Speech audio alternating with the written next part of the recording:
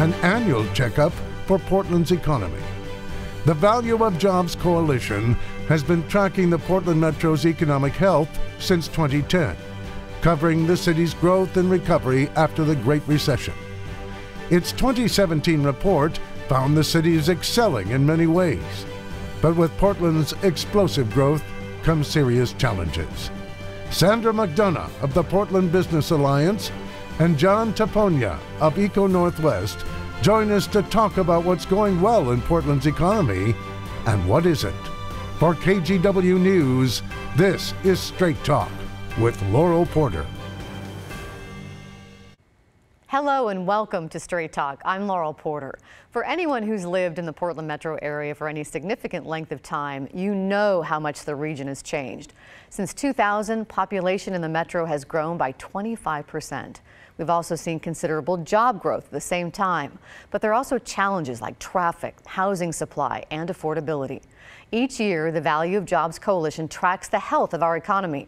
Here to tell us about the good and the bad and how to position ourselves for a better future. Welcome to my guest, the President and CEO of the Portland Business Alliance, Sandra McDonough, and President of ECONorthwest, John Tapogna. Welcome to Straight Talk. It's great to have you both back. Thank you. Sandra, you do this every year, this health checkup of the economy. Why do you think it's important to do it?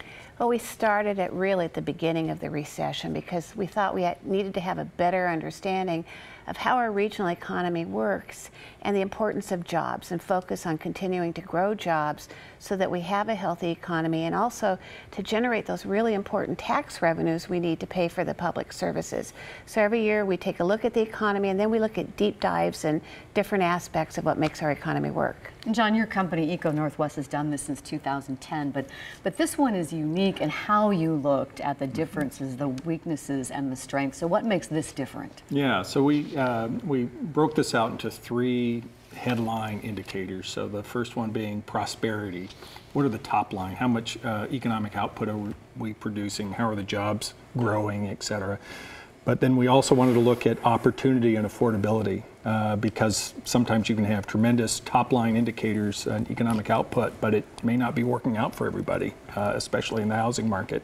And then the third indicator was around investment. If a business is coming in or a business is thinking of expanding here, who's already here, what does the landscape look like, the investment landscape and the workforce, et cetera? So those were the three big headlines. And to do that, you compared us to 5 other comparable regions, some different from years past. Let's take a look at those cities that you compared us to. They are Austin, Seattle, Indianapolis, Nashville, Salt Lake City. Why these regions? What can we learn, Sandra, from comparing ourselves to these particular regions? Well, this is a new set of comparator regions for us. We'd had some that we picked in the recession, and frankly, we've grown beyond a number of those.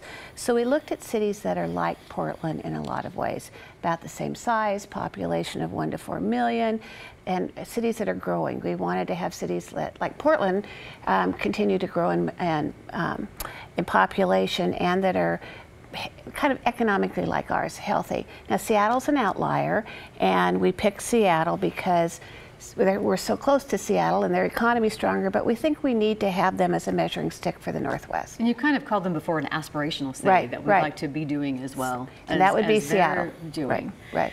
John, overall, when you look at those areas you talked about, how are we doing overall? Yeah.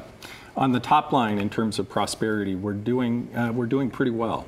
This region creates a tremendous amount of economic output in terms of the total value of the goods and services that are built here. Some of that has to do with Intel and the Silicon Forest. And we're also, as you mentioned in the lead-in, we're growing in terms of jobs and incomes are going up, et cetera. So on those prosperity indicators, we're doing quite well. When you get into affordability and opportunity, we're starting to face some real significant challenges. And the issue is that we've done a better job of growing jobs and in increasing population than we have in terms of building housing units.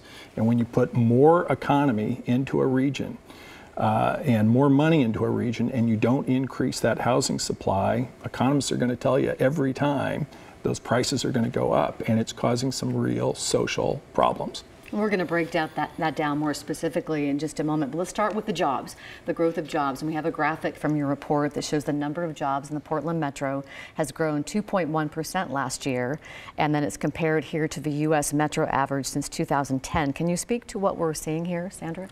A few years back, we said we had recovered all of the jobs that we lost in the recession, and we continue to grow jobs. And I think in terms of what's happening here in Portland, and this is the metropolitan area, we're doing well in terms of creating more employment for the people who live here. But it's slower, the growth is slower. Right. I think I saw that it was the slowest growth rate since 2012 last year. What does that tell you, John? Yeah, and sometimes you're going to get that later in an economic expansion. This is an unusually long economic expansion in post-World War II times, and so as you get farther and farther into it, it gets harder and harder to create new jobs because you're having to find more people on the sidelines who are either outside of the labor force or less interested in working to come out and work.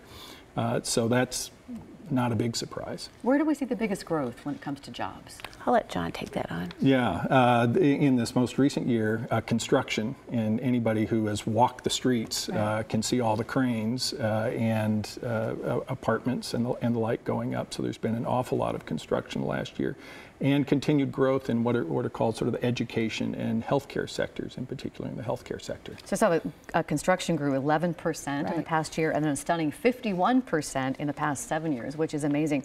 And the traded sector, manufacturing, is a real bright spot, isn't it? Absolutely, and that's something that we need to be very proud of here in Portland, is that we've continued to maintain and grow a strong traded sector, and particularly manufacturing. We have a much larger share of jobs tied to the manufacturing industry than most regions across the country have, and that's important. Those are good jobs. And a lot of that is because of the Silicon Forest you talked about and Intel, right? Yes, it is, although not exclusively. We do have a history in metals and more traditional manufacturing that goes back to World War II shipbuilding and strength in that area as well. So it is broad-based. Manufacturing is a challenge across the country in no small part because of globalization and automation. On the employment side, we continue to produce more in terms of value coming out of manufacturing in the country and in Portland. But we, over time, have been doing it with fewer and fewer workers because automation, robotics, et cetera, have replaced human labor. To add to that, even with the traditional manufacturing jobs that we have, if you go into a lot of those companies now, you're going to see they're making product like trucks or rail cars and others in ways that they didn't 30 years ago because of automation and the addition of what computers can do for us. Let's talk about income in the region. There's a couple of really important numbers that your report highlights. One of them is 6.9% and the other one is 1.3%. The 6.9 shows the growth rate of the Portland Metro median household income, and 1.3% is the per capita income growth. This is for 2016.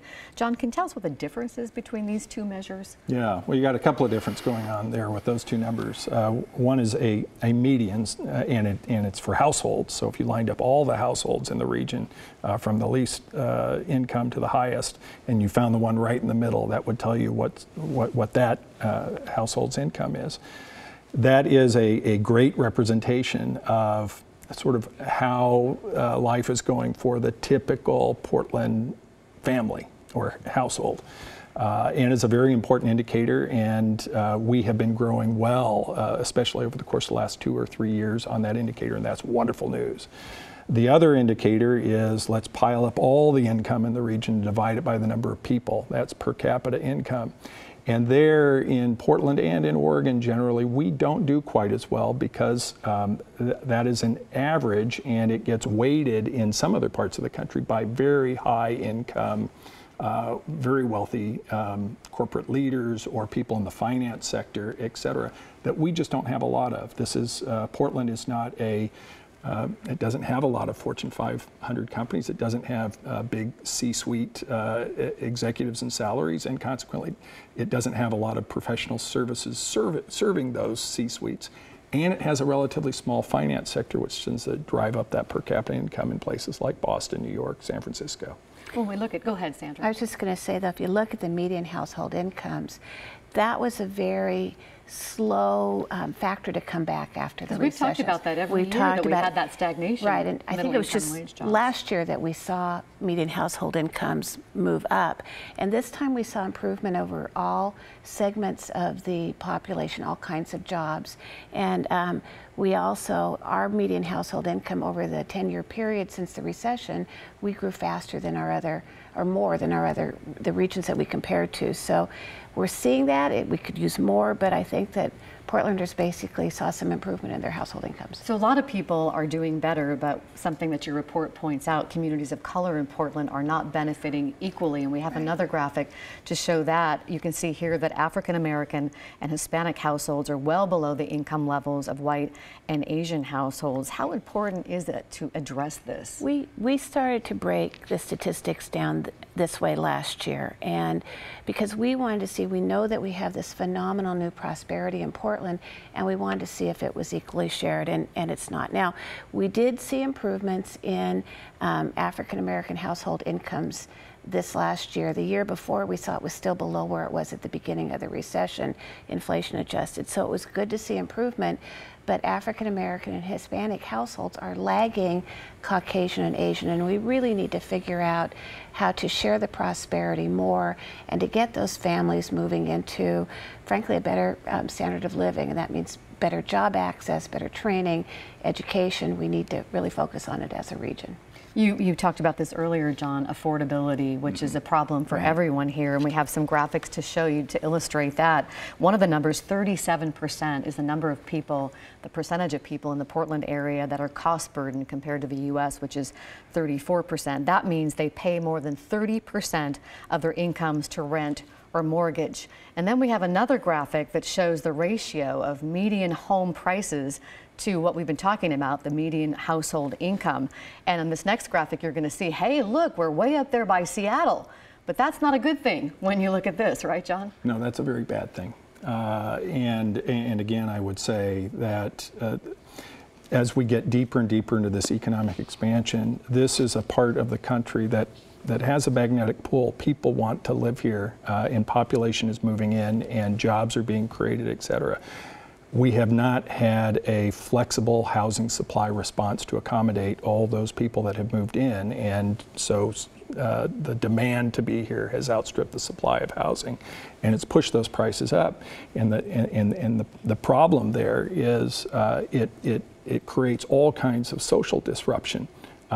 Homelessness has its roots in the housing market, and you can see direct relationships between median rent in a region and the size of its homeless population. Certainly there are other causes as well, but it starts at its core as a housing issue.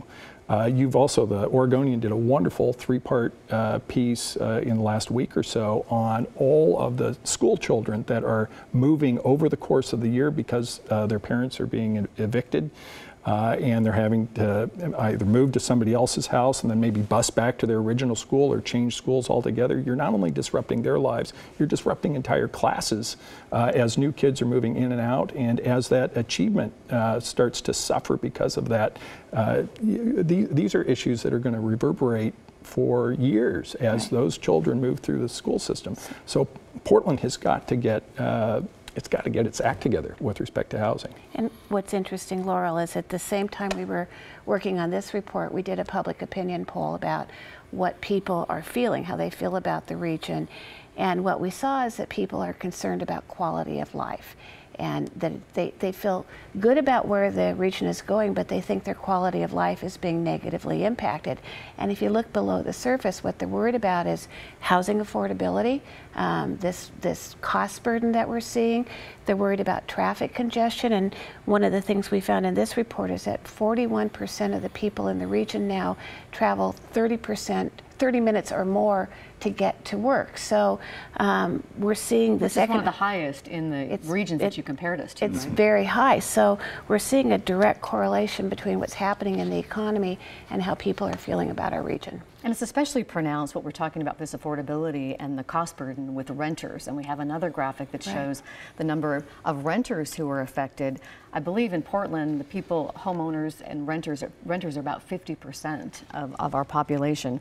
And if you look at this, the 50% of renters, as opposed to 37% overall we talked about earlier, 50% of renters are being cost burdened. And that's the highest among all of the peer regions that we've been talking about.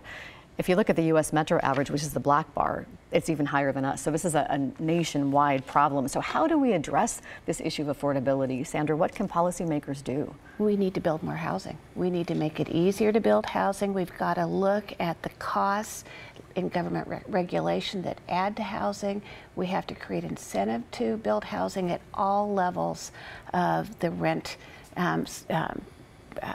phase, where you low income, middle income, and high income, and we've got to find out what it takes to get there. We need more units, and the market is saying we've got a scarcity of supply. That's why rents have gone up, so we have to address that. And John, you talked about this ripple effect in education and the disruption of families having to move. There's another sidebar too about hunger. The latest U.S. Department of Agriculture report said Oregon was the only state where hunger had perceptibly gotten worse.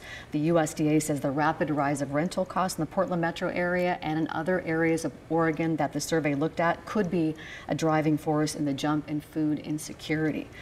Any thoughts about that? Yeah, 10 or 15 years ago, there were big questions about why Oregon was constantly at the top of the list for hunger, and nobody really understood why. So some colleagues and I did some math and ultimately published a piece with the U.S. Department of Agriculture on this topic. And we found two indicators. One, what share of your region, or this was a state level study, what share is cost burdened at that point, 50% of your income or more paid on rent. And the other one was, how much moving around are you doing? How many people are moving from one house to another? So it doesn't surprise me at all, Laural. I mean, all these things are connected. If you don't have, if you're turning over 30, 40, 50% of your income to rent, you're not going to have money to have a stable food budget, and you're not going to have money for a whole host of other things. So you're just, it is all connected, and it's going to cause a lot of downstream problems for all those human lives that are being impacted by it. I remember when we first started talking about housing as part of this Value of Jobs series about 3 years ago, maybe, and we looked at the ability of families to purchase a home. And at that point, you had to have a household income of about $70,000 to afford a home in most of Portland. That's a high-income household.